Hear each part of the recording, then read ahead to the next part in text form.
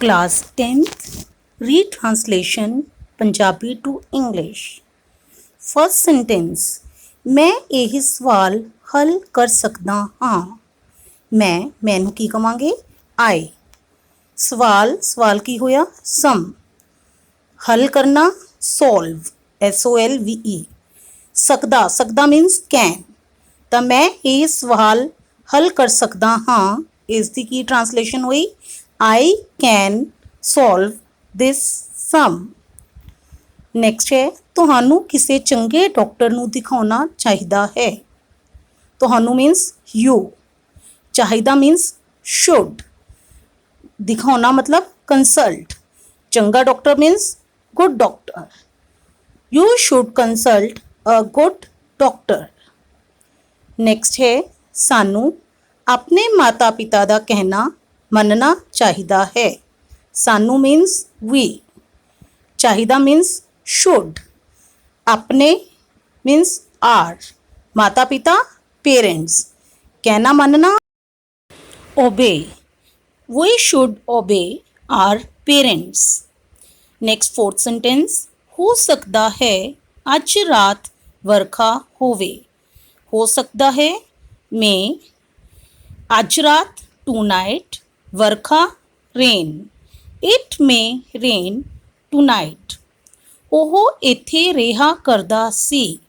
ਉਹ ਮੀਨਸ ਹੀ, ਇੱਥੇ means hair, ਰਿਹਾ ਲਿਵ, ਕਰਦਾ ਸੀ use to, he use to live hair.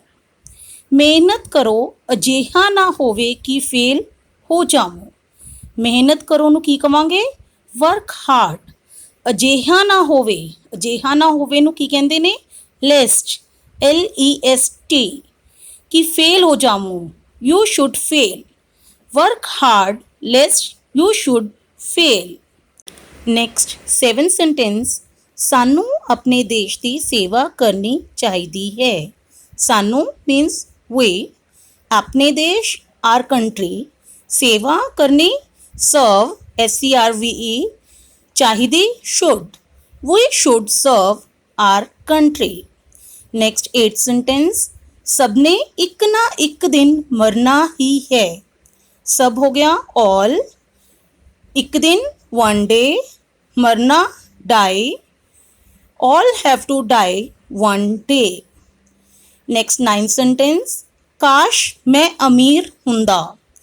ਕਾਸ਼ ਅਜਿਹੀਆਂ ਅਨਫੁਲਫਿਲਡ ਵਿਸ਼ੇਸ ਲਈ ਕੀਵਰਡ ਯੂਜ਼ ਕਰਾਂਗੇ would, WOULD, would। would that I were rich, ਅਮੀਰ ਦਾ ਕੀ ਹੈ? rich। would that I were rich, ਕਾਸ਼ ਮੈਂ ਅਮੀਰ ਹੁੰਦਾ। ਨੈਕਸਟ 10th ਸੈਂਟੈਂਸ, ਮੇਰੀ ਕੀ ਮਜਾਲ ਕਿ ਮੈਂ ਤੁਹਾਡਾ ਅਪਮਾਨ ਕਰਾਂ। ਮੇਰੀ ਕੀ ਮਜਾਲ, ਕੀ ਮਜਾਲ ਨੂੰ ਕੀ ਕਵਾਂਗੇ? ਹਾਊ ਡੇਅਰ, ਮੈਂ ਤੁਹਾਡਾ ਅਪਮਾਨ ਕਰਾਂ, I insult you, how dare I insult you। Next sentence 11th sentence, ਅਸੀਂ ਕ੍ਰਿਕਟ ਖੇਡਦੇ ਹਾਂ। ਅਸੀਂ ਮੀਨਸ we, ਖੇਡਦੇ means play, cricket cricket, we play cricket। Next 12th sentence, ਮੇਰੀ ਘੜੀ ਠੀਕ ਸਮਾਂ ਨਹੀਂ ਦਿੰਦੀ ਹੈ। ਮੇਰੀ ਘੜੀ my watch, ਠੀਕ ਸਮਾਂ correct time, ਨਹੀਂ ਦਿੰਦੀ does not keep, my watch does not keep correct time।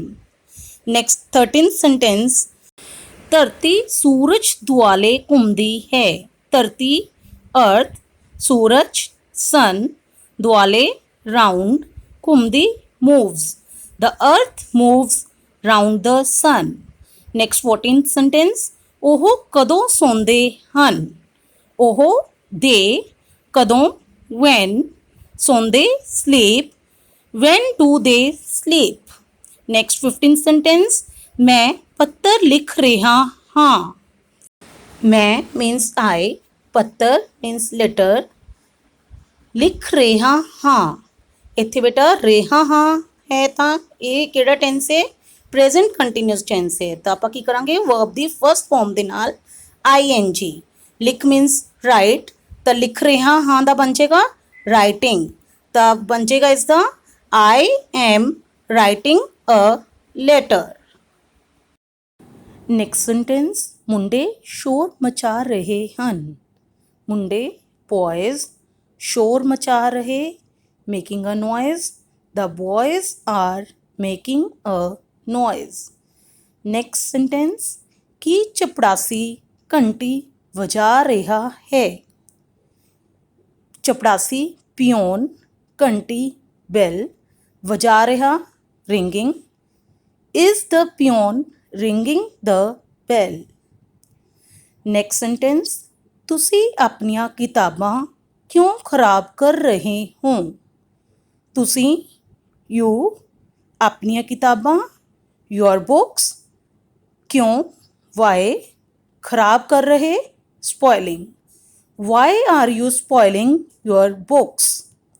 Next sentence, ਮੈਂ ਆਪਣਾ ਕੰਮ ਖਤਮ ਕਰ ਲਿਆ ਹੈ।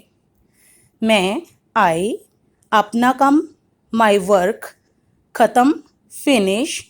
ਹੁਣ ਇੱਥੇ ਕੰਮ ਖਤਮ ਹੋ ਚੁੱਕਿਆ ਹੈ, ਕੰਮ ਖਤਮ ਕਰ ਲਿਆ ਹੈ ਤਾਂ ਇੱਥੇ ਲੱਗੇਗਾ perfect tens.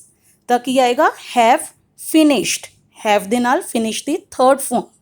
I have finished my work. Next sentence, ਉਸਨੇ ਇਸ ਪਾਠ ਦੀ ਦੁਹਰਾਈ ਨਹੀਂ ਕੀਤੀ ਹੈ। ਉਸ he ਪਾਠ lesson ਦੁਹਰਾਈ revised. He has not revised this lesson. Next sentence, ਕੀ ਵਰਖਾ ਰੁੱਤ ਸ਼ੁਰੂ ਹੋ ਗਈ ਹੈ। ਵਰਖਾ ਰੁੱਤ rainy season, ਸ਼ੁਰੂ ਹੋਣਾ set in. Has the rainy season set in? Next sentence, ਉਹ ਕਦੇ ਆਗਰਾ ਨਹੀਂ ਗਿਆ ਹੈ। ਉਹ he ਕਦੇ ਨਹੀਂ ਗਿਆ ਹੈ, has never been. He has never been to Agra. ਸਵੇਰ ਤੋਂ ਬੂੰਦਾਬਾਂਦੀ ਹੋ ਰਹੀ ਹੈ। ਸਵੇਰ ਤੋਂ since morning. ਬੇਟਾ ਇੱਥੇ point of time ਹੈ, ਐਕਸ਼ਨ ਹੋ ਰਿਹਾ ਹੈ point of time ਤੋਂ, ਤਾਂ ਇੱਥੇ present perfect continuous tense ਆ ਜਾਏਗਾ। ਤੇ ਬੂੰਦਾਬਾਂਦੀ ਹੋ ਰਹੀ ਹੈ, has been drizzling.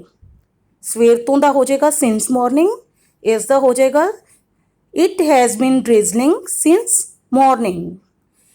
Next sentence, ਮੈਂ 10 ਸਾਲ ਤੋਂ ਇਸ ਸਕੂਲ ਵਿੱਚ ਪੜ੍ਹਾ ਰਹੀ ਹਾਂ। ਮੈਂ I 10 ਸਾਲ 10 years ਇਸ ਸਕੂਲ ਵਿੱਚ in this school ਪੜ੍ਹਾ ਰਹੀ ਹਾਂ। have been teaching. I have been teaching in this school for 10 years. ਇੱਥੇ 10 ਸਾਲ ਦਾ ਪੀਰੀਅਡ ਆਫ ਟਾਈਮ ਹੈ ਤਾਂ ਕੀ ਆ ਜਾਏਗਾ for 10 years. I have been teaching in this school for 10 years. Next sentence, ਕਿ ਸਵੇਰ ਤੋਂ ਮੁਸਲਾਧਾਰ ਵਰਖਾ ਹੋ ਰਹੀ ਹੈ। ਬੇਟਾ ਇਹ ਕੁਐਸਚਨ ਹੈ ਤਾਂ ਹੈਲਪਿੰਗ ਵਰਬ ਪਹਿਲਾਂ ਆ ਗਈ has, ਤੇ ਪੁਆਇੰਟ ਆਫ ਟਾਈਮ ਹੈ ਸਵੇਰ ਤੋਂ since morning, ਇਸ ਕਰਕੇ ਪ੍ਰੈਜ਼ੈਂਟ ਪਰਫੈਕਟ ਕੰਟੀਨਿਊਸ ਟੈਂਸ ਹੋ ਜਾਏਗਾ। been raining, ਮੁਸਲਾਧਾਰ ਵਰਖਾ ਹੈ ਤਾਂ raining cats and dogs, ਤਾਂ ਇਸ ਦਾ ਹੋ ਜਾਏਗਾ has it been raining cats and dogs since morning. ਬੇਟਾ ਇੱਕ ਚੀਜ਼ ਧਿਆਨ ਰੱਖਣਾ, ਇੰਟੈਰੋਗੇਟਿਵ ਸੈਂਟੈਂਸਿਸ ਦੇ ਵਿੱਚ ਜਿਹੜੇ ਕੁਐਸਚਨਸ ਵਾਲੇ ਸੈਂਟੈਂਸਿਸ ਹਨ ਉਹਨਾਂ ਦੀ ਜਦੋਂ ਆਪਾਂ ਟਰਾਂਸਲੇਸ਼ਨ ਕਰਾਂਗੇ ਆਪਾਂ ਇੰਗਲਿਸ਼ ਵਿੱਚ ਵੀ ਕੁਐਸਚਨ ਮਾਰਕ ਜ਼ਰੂਰ ਲਗਾਵਾਂਗੇ।